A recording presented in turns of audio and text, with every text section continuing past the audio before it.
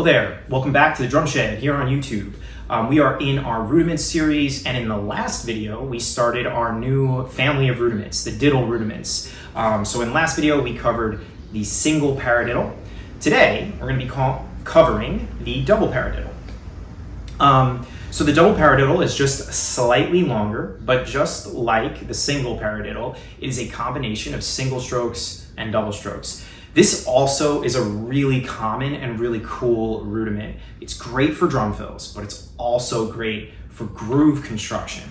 Like I said in the last video, so if you haven't watched that, definitely click the link. Either I've already put a link up or I'll put a link up now so you can see that video. Like I mentioned in that last video, I'm eventually going to do a lesson where I demonstrate playing the single paradiddle and also the double paradiddle as a groove on my drum kit. So that's coming down the line too. That would be pretty cool. All right. So what's the deal? What is the double paradiddle? So we are, as always, we're basing what we cover in this series on the Percussive Arts Society notation and terminology. So that's this chart I've got over here. And if you click the link below in the description, I've got that chart as a free PDF for you. So you just click that link and you can print it out or download it to your computer or tablet or whatever.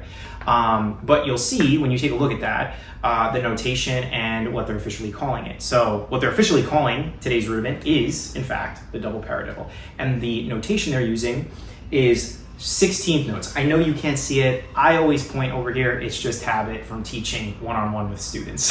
So they use 16th notes. Now, that's really it. Oh, and there's an accent. So there's one accent in the double paradiddle. So let's dive in. So what is the order of singles and doubles? So you're gonna go, it's a 6-note phrase. If let's break it into 2 halves. How about that? So if we break it into 2 halves, it's a 6-note phrase. So you have right, left, right, left, right, right. That's the first half of the double paradiddle. Your first 6 notes. 1, 2, 3, 4, 5, 6. The other side is the same thing, but leading with your left. So left, right, left, right, left, left.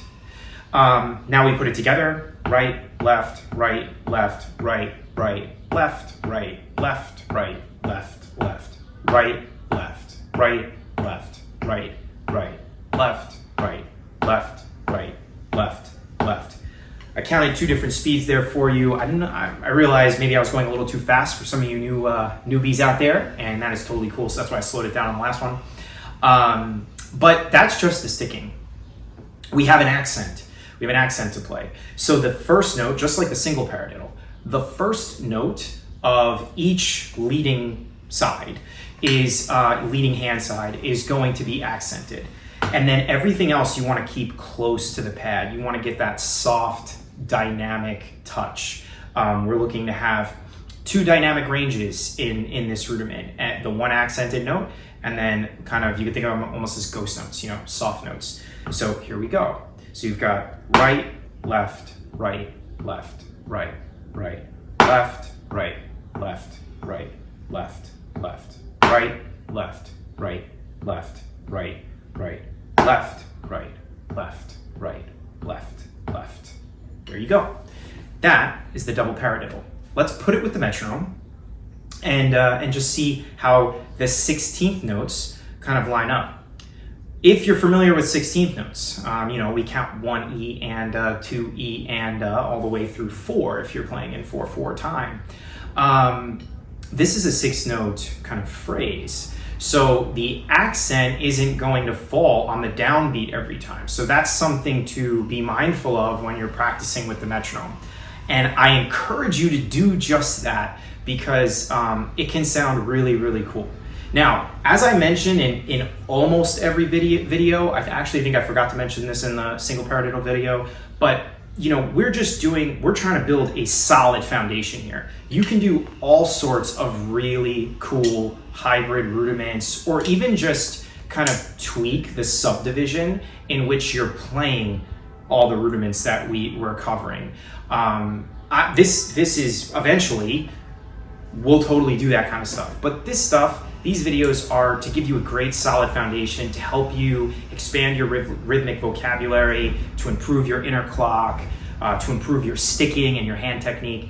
So I am not saying that this is the only way you can play the double paradiddle, or like I did in the last video, I'm not saying it's the only way you can play the single paradiddle. This is just to get you started. So in getting you started, I encourage you to just play 16th notes, and even though that might seem a little tricky with this particular pattern, because the accent isn't always going to fall on the downbeat, even though it's going to be, that's a little tricky, I really encourage you to do it. I really encourage you to do it because it's going to strengthen your inner clock. It's going to give you ideas of kind of where you can place accents, and it's going to help your control in regards to sticking. So, all right, I've got my metronome set to a quarter note at 50 beats per minute. Let's see what happens.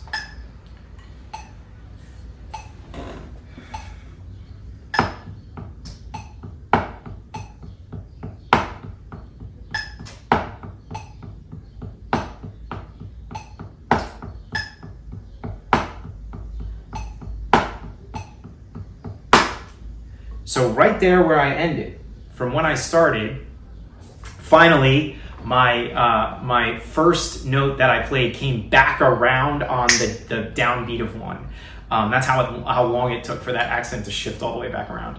But there you have it. That's it. That's 50 beats per minute. Maybe we'll go a little faster. Let's try 80, just to give you an example. Remember, if you watch my videos, you know that I don't encourage you to do huge jumps with BPMs when you're first learning a pattern or a groove. I encourage increasing by 3 beats per minute or so at a time to kind of trick our mind, you know, and in the course of one practice session, you can increase your metronome multiple times by 3, but avoid doing the big jumps. Oftentimes our brain will recognize the big jump, and then that's where frustration could kick in, or doubt could kick in, and we want to avoid that as best we can. But for our little lesson here today, I'm going to jump up from 50 to 80.